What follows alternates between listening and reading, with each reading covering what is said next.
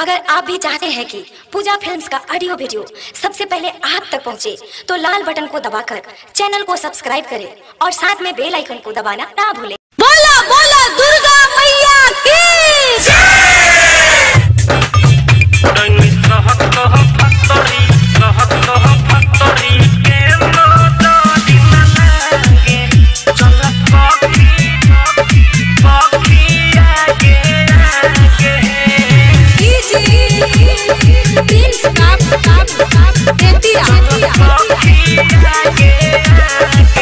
सजही से पीछा कइले बा, दूसर सन के मुंह बनइले बा, माथे पर चरना धइले बा, काहे सौती मोयतन सतइले बा, जहनी कर भागे भागे तनी सहत भक्तरी के नजरी न लागे, चल सखी आगे आगे डनी सहत भक्तरी के नजरी न लागे, चल सखी आगे आगे डनी सहत भक्तरी। मिक्स बाय राजन विद्यार्थी।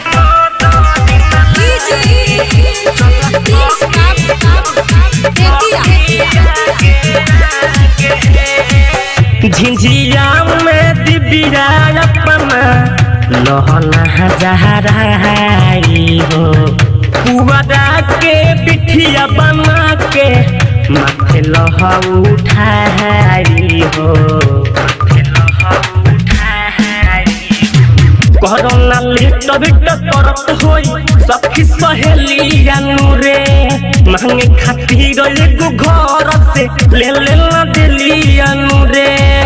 रहिया सुन सान लागे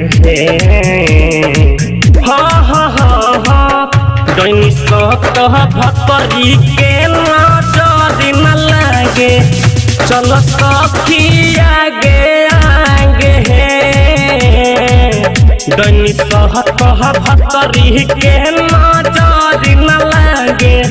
चल सखी आगे आगे डनी सहत भक्तरी के नजरी न लागे, चल सखी आगे आगे। यस रिकॉर्डिंग स्टूडियो गम्हरिया बाजार।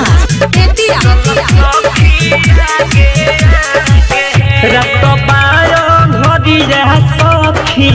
लहु कहता है खरिया है, राइटर सोनू जी के चल सहगु हरिया है, सुजीत सागर भैया गई हम झिझिया के गीतीरा नूरे,